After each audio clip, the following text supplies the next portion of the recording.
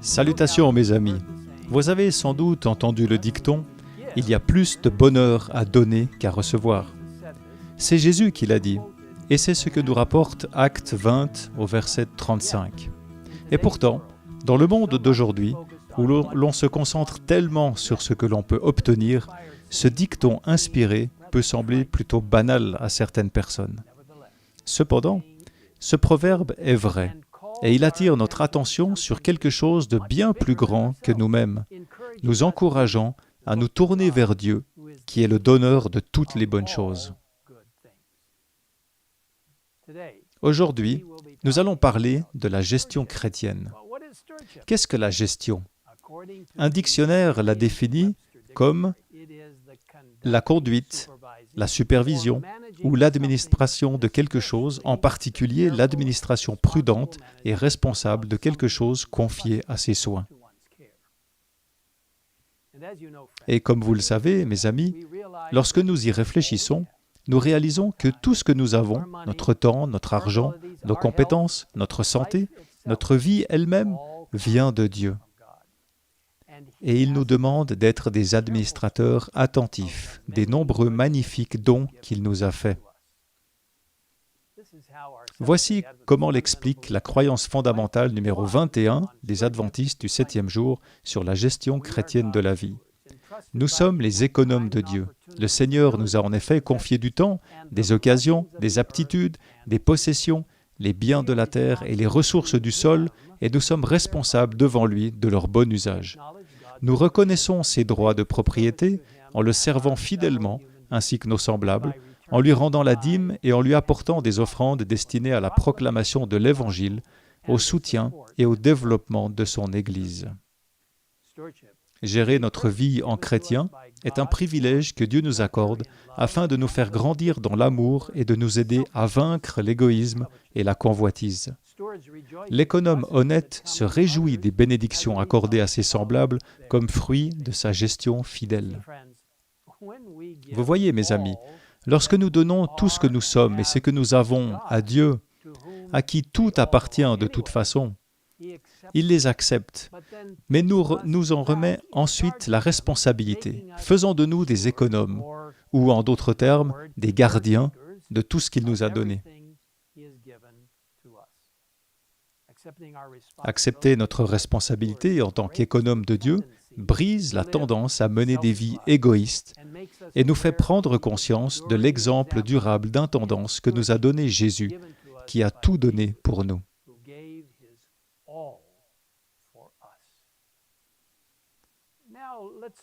Examinons maintenant brièvement 4 domaines de la vie dans lesquels Dieu nous a demandé d'être de bons économes pour lui. Numéro 1, nous-mêmes. Selon Luc 10, 27, nous devons aimer Dieu de tout notre cœur, de toute notre âme, de toute notre force, de toute notre pensée, et notre prochain comme nous-mêmes. En tant que chrétiens, nous avons le privilège de développer notre force physique et mentale au mieux de nos capacités et de nos possibilités en suivant les merveilleuses directives de santé qui nous sont données dans la Bible et dans l'esprit de prophétie. Ce faisant, nous rendons honneur à Dieu et pouvons devenir une bénédiction pour les autres. Numéro 2, les capacités. Dieu a donné à chacun d'entre nous des capacités particulières. Certains sont doués pour la musique, pour parler, écrire, enseigner. D'autres sont doués pour les métiers manuels ou les sciences. Certains se font facilement des amis et s'intègrent bien aux autres, tandis que d'autres sont plus discrets et travaillent dans l'ombre. Dans tous les cas, chaque talent peut être utilisé pour glorifier celui qui le possède ou celui, C majuscule, qui nous a fait ce don, Dieu lui-même. Les bons économes utilisent généreusement leurs dons pour en faire profiter les autres et rendre gloire à Dieu. Numéro 3, le temps. En tant qu'économes fidèles, nous glorifions Dieu par une utilisation judicieuse du temps. Dans Colossiens 3, au verset 23, nous lisons « Tout ce que vous faites, faites-le de tout votre cœur, comme pour le Seigneur et non pour des hommes. Et dans Éphésiens 5, versets 15 et 16, il nous est recommandé de ne pas nous comporter comme des fous, mais comme des sages. Rachetez le temps, car les jours sont mauvais. Le temps étant un don de Dieu, chaque instant est absolument précieux et nous devons l'utiliser avec sagesse, en faisant honneur à Dieu, en aidant les autres et en partageant l'Évangile éternel avec le monde. Numéro 4. Les biens matériels. Il est important de se rappeler que nos biens matériels et nos ressources financières sont des dons de Dieu. Pour nous aider à nous rappeler qu'il est la source de toute bénédiction, Dieu a institué un système de dîmes et d'offrandes. Ce système a fourni les moyens financiers pour soutenir le sacerdoce israélite du Temple et constitue aujourd'hui une saine méthode biblique pour financer la diffusion de l'Évangile dans le monde. Dieu a déterminé que le partage de la bonne nouvelle dépend des efforts et des offrandes de son peuple. Il appelle chacun d'entre nous à devenir des collaborateurs désintéressés à ses côtés, en lui restituant une dîme fidèle, soit 10% de tous nos revenus, puis en lui faisant des offrandes fidèles au-delà de ce 10%.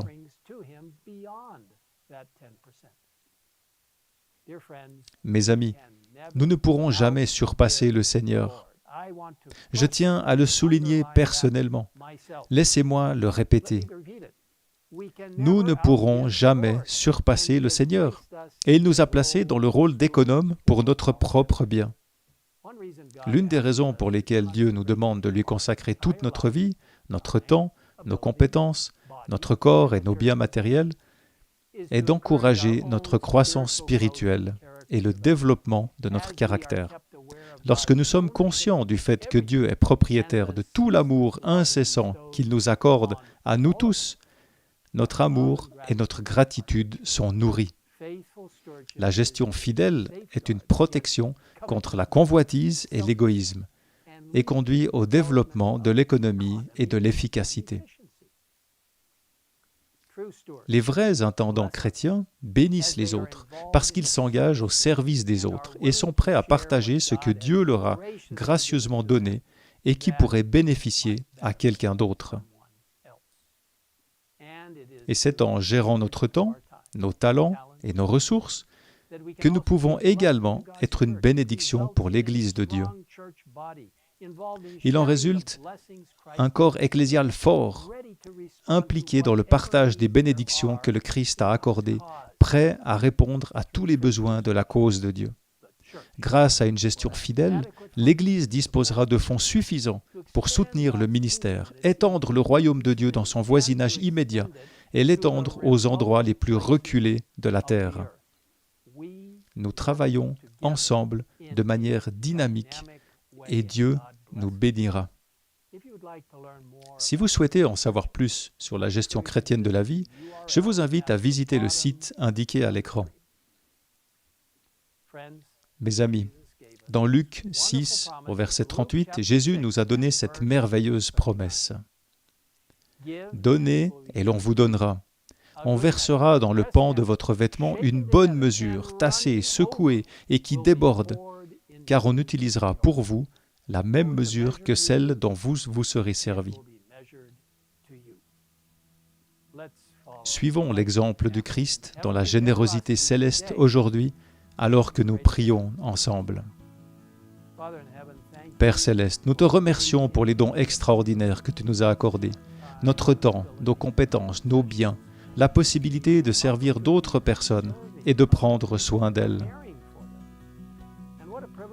Et quel privilège, Seigneur, de te rendre 10% de nos revenus, la dîme qui t'appartient. Seigneur, tout t'appartient, mais tu nous demandes de te rendre ce 10%. Et puis, en plus de cela, les offrandes volontaires. Alors, Seigneur, nous remettons tout cela entre tes mains. Aide-nous à être des bons intendants de ce que tu nous as donné. Et un jour, très bientôt, puissions-nous entendre tes mots.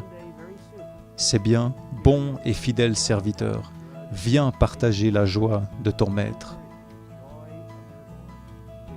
Nous attendons avec impatience le jour du retour de Jésus.